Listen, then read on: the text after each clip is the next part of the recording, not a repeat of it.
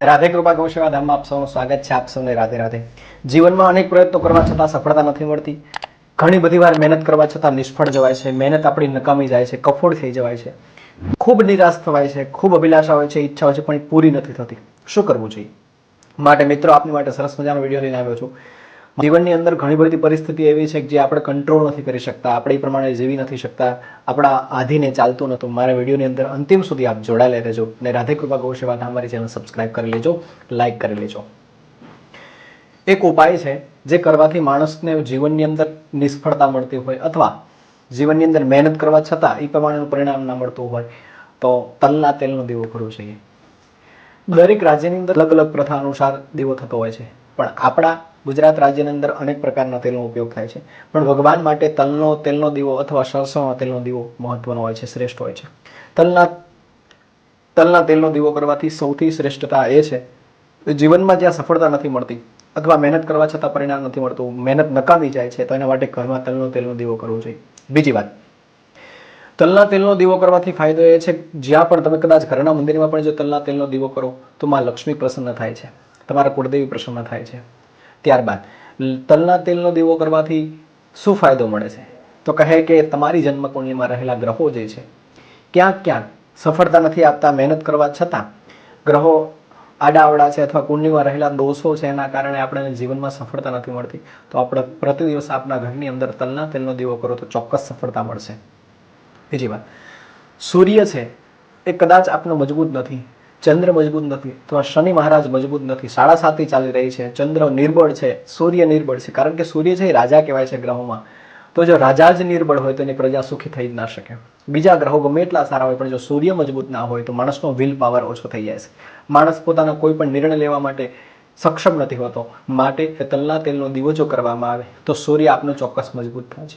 આપણું ચંદ્ર છે મનોબળ છે, આપણું મન છે, મનોબળ મજબૂત કરવું હોય તો સાથે સાથે જો તલના તેલનો દીવો કરવામાં આવે તો આપણો ચંદ્ર પણ મજબૂત થાય છે, બળવાન થાય છે. શનિની 7.5 ચાલતી હોય, ખૂબ પ્રયત્નો કરવા છતાં પણ જીવનની અંદર માનસિક અશાંતિ રહેતી હોય, માનસિક બેચેની રહેતી હોય અને તલના તેલનો જો દીવો કરવા હોય તો ચોક્કસ જીવનની અંદર આ બધી માનસિક બેચેની, શારીરિક તકલીફો બધી દૂર થાય છે.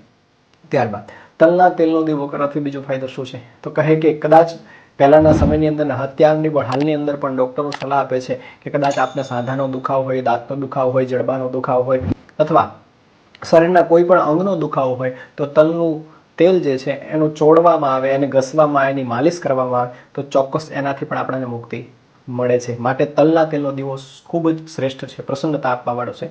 ત્યારબાદ જીવનની અંદર, ઘરની અંદર, પરિવારની અંદર વાસ્તુશાસ્ત્ર અનુસાર કહેવામાં આવે છે કે ઘરની અંદર પરિવારના સભ્યો રહેતા હોય પણ માનસિક બેચેની રહેતી હોય, એકબીજાથી અળગા રહેતા હોય, એકબીજાથી અણબનાવ રહેતા હોય, નાના મોટા ઝઘડા ચાલુ રહેતા હોય, કોઈ પણ નાની મોટી ઘરમાં પૈસાને લઈને આર્થિક રીતે, માનસિક રીતે, શારીરિક નાની મોટી માંદગી આવતી રહેતી હોય તો ચોક્કસ તે એનાથી પણ મુક્તિ મળે છે જો તલના તેલનો દીવો આપણા ઘરમાં કરવામાં આવે.